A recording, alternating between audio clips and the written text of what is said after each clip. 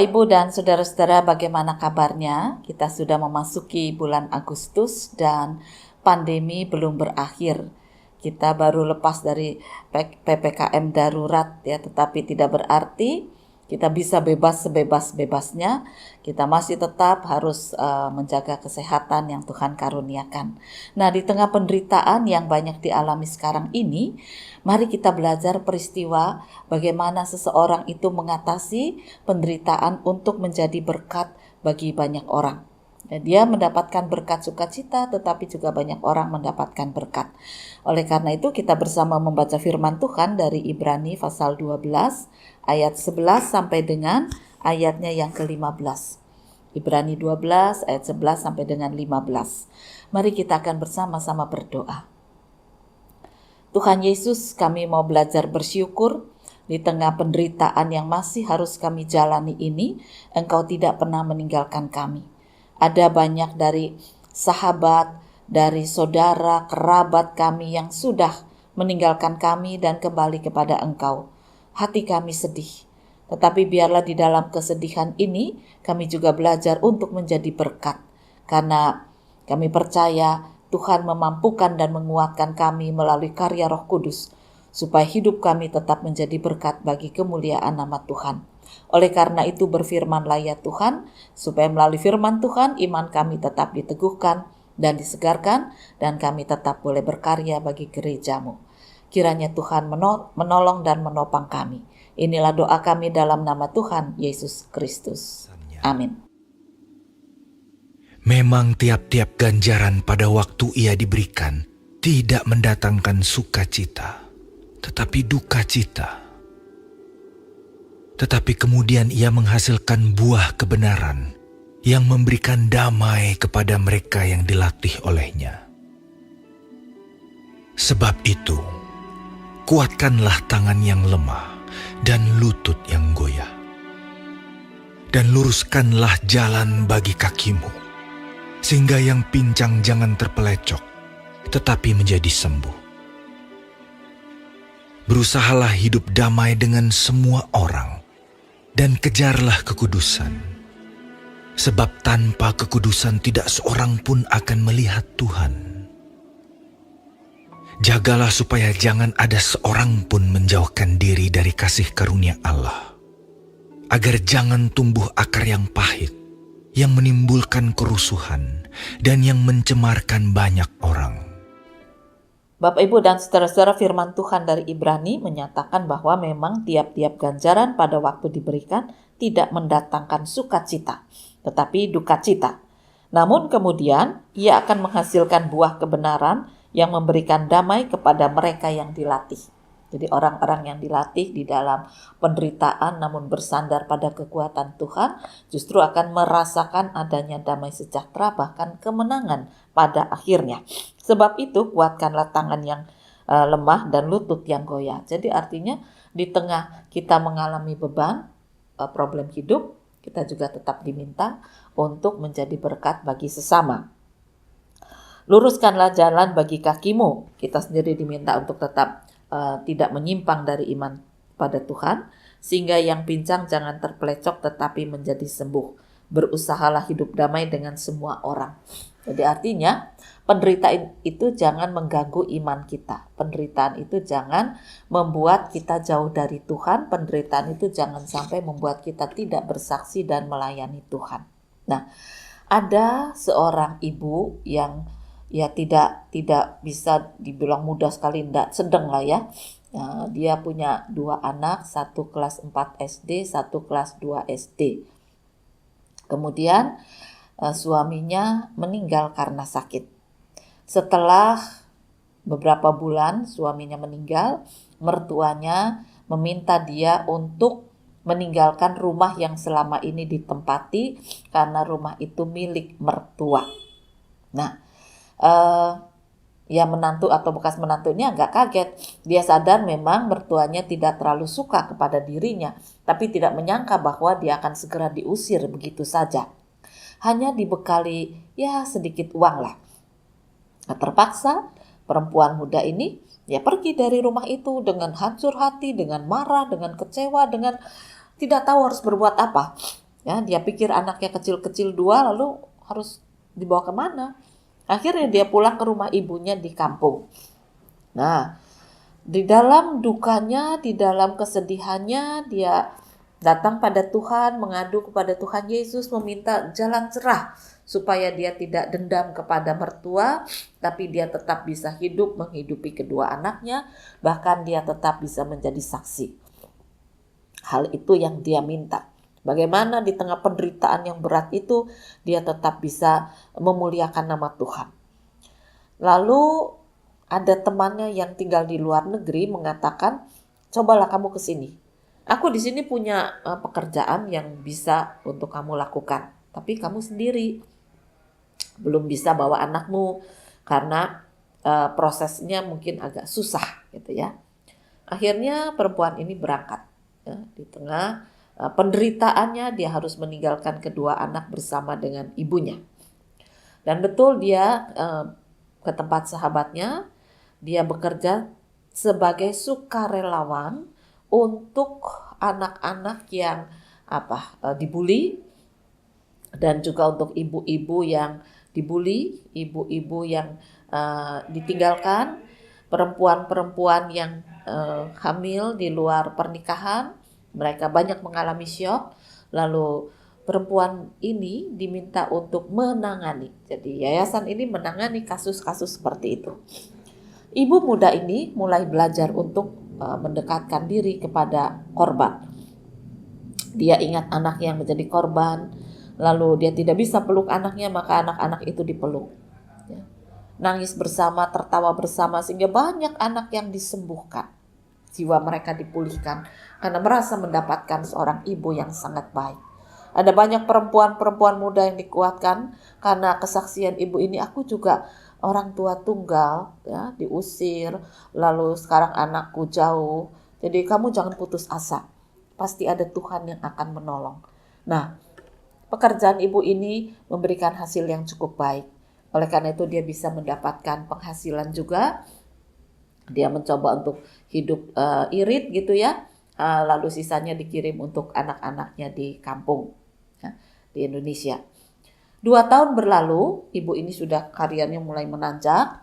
Dia sering juga dikirim ke beberapa daerah ke luar negeri, atau di luar negeri itu ke tempat lain, ke negeri lain. Dan itu berarti dia mendapat penghasilan. Setelah 2 tahun, ibunya meninggal. Nah, ini problem baru. Dia belum bisa membawa anaknya, tapi ibunya sudah meninggal. Akhirnya temannya di sana mengatakan, ya sudah, mau gimana lagi?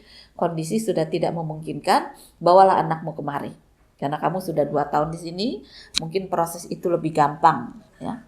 Akhirnya 2 anaknya dipindah dan disekolahkan di sana. Kedua anak itu tinggal satu kamar dengan ibunya di asrama. Asrama bersama dengan anak-anak yang menderita, dengan ibu-ibu yang menderita.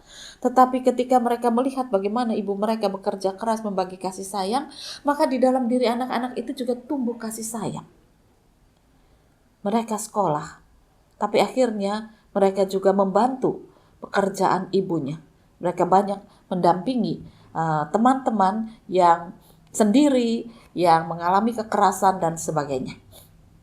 Sampai akhirnya dikatakan ibu ini menjadi sukses dan kedua anaknya juga sukses. Jadi dari penderitaan ternyata bisa menjadi banyak berkat. Bagaimana pergumulan seorang ibu tunggal selalu diusir, tidak punya uang cukup, tapi dia harus bekerja, akhirnya harus ke luar negeri meninggalkan 2 anaknya bersama ibunya, lalu ibunya juga meninggal. Waduh, kalau kita pikirkan berat sekali. Tapi itulah kekuatan di dalam Tuhan yang tidak diduga. Ternyata ibu ini punya kekuatan yang Tuhan nyatakan. Didampingi oleh Tuhan Yesus dan bersama dengan Tuhan Yesus. Tiap hari dia bertambah kuat, bertambah teguh, dan bertambah berhasil di dalam melayani banyak orang. Dia bersaksi dan dia melayani. Dia menjadi berkat. Bahkan dia pergi ke daerah-daerah di luar negeri yang banyak mengalami kesulitan. Akhirnya temannya mengatakan, kamu mau tetap di sini atau pulang ke Indonesia? Di Indonesia pun ada banyak kasus seperti ini. Ada banyak perempuan diperkosa, Ada banyak anak-anak ditinggal orang tuanya, apalagi di tengah masa COVID seperti ini. Setelah dia berdoa dan bergumul, dia katakan, baik, aku akan pulang ke Indonesia, aku akan melanjutkan tugasku di sana, dan aku akan membangun sebuah tempat untuk anak-anak yang orang tuanya meninggal karena COVID. Dan itu cukup banyak. Ya, ada anak-anak kecil yang kedua orang tuanya meninggal karena COVID, lalu mereka akan hidup dengan siapa? Nah, rumah tempat ibunya, almarhumah ibunya, itulah yang dibuka untuk menampung, dan dia sendiri menjadi sukarelawan untuk hidup bersama dengan mereka. Bapak, Ibu, dan saudara-saudara, cerita ini sangat menarik karena dari penderitaan, pada waktu penderitaan itu diberikan memang gak enak, ganjaran diberikan itu gak enak. Tapi orang yang bertekun di dalam iman akhirnya punya damai. Dan ketika dia punya damai, pikirannya bangkit untuk berkarya, dan karya itu diberikan bagi kemuliaan Tuhan. Dia sadar bahwa dia tidak bisa bekerja secara profesional dengan gaji yang besar. Karena dia sudah lama tidak kerja. Ya. Sejak dia menikah memang dia tidak kerja. Lalu ketika suaminya meninggal, dia mau kerja, zaman sudah berubah. Ya, apalagi di tengah pandemi seperti ini susah sekali cari kerja. Nah, untung ada teman yang baik, artinya Tuhan buka jalan ketika dia bisa pergi ke luar negeri. Dan kemudian dia belajar bagaimana mendampingi orang-orang yang mengalami masalah dan penderitaan. Disitulah dia dibangkitkan cinta kasihnya. Dan sekarang kedua anaknya sudah mulai besar. Kedua anaknya juga bercita-cita untuk menjadi sukarelawan dengan profesi yang mereka sudah pilih. Ya, mereka katakan, kalau nanti aku lulus, aku akan tetap menjadi orang yang mempraktekkan ilmuku, tetapi juga sekaligus sebagai sukarelawan. Karena hati mereka dipenuhi oleh cinta kasih, bagaimana mereka hidup di tengah penderitaan, tetapi penderitaan itu menjadi berkat. Mereka bisa hidup karena kasih karunia Tuhan. Dan oleh karena itu mereka mau bersaksi dan melayani. Di tengah penderitaan bukan berarti mati. Di tengah penderitaan bukan berarti kegelapan. Di tengah penderitaan bukan berarti putus asa. Penderitaan menjadi berkat juga bisa dan dinikmati. Seperti firman Tuhan, pada waktu ganjaran diberikan sakit. Tetapi ketika diterima dengan iman akan mendatangkan damai sejahtera. Dan ketika damai itu datang, maka bersaksilah. Kuatkanlah tangan yang lemah dan lutut yang goyah. Luruskan jalan bagi orang lain dan juga jalan bagi kehidupan kita. Lalu dikatakan lagi bagaimana kuatkanlah orang-orang yang pincang supaya mereka tidak jatuh terpelecok. Dan berusahalah hidup damai dengan semua orang. Bapak, Ibu, dan saudara-saudara, mari kita lanjutkan. Jangan cuma ublak saja dengan penderitaan, dengan keributan di tengah rumah tangga kita. Ubahlah suasana di tengah keluarga dan rumah tangga. Memang kita semua menderita, tetapi jika kita berjalan bersama Tuhan, ada damai. Dan damai itu akan memampukan kita menjadi berkat.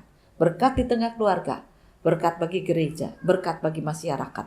Gereja terpanggil, orang Kristen terpanggil untuk menjadi berkat.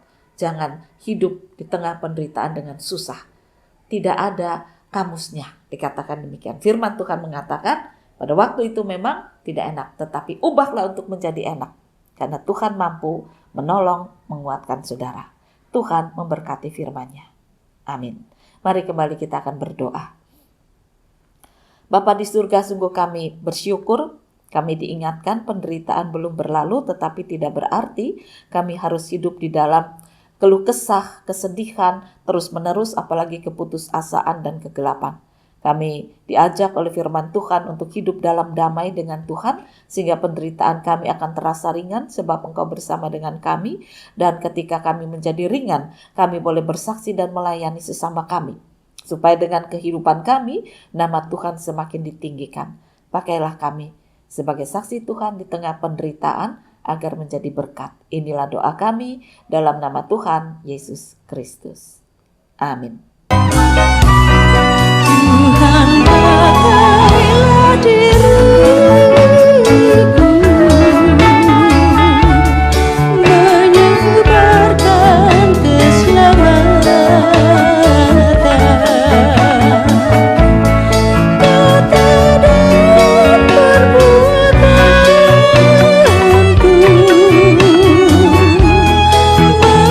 Mencerminkan firman Tuhan.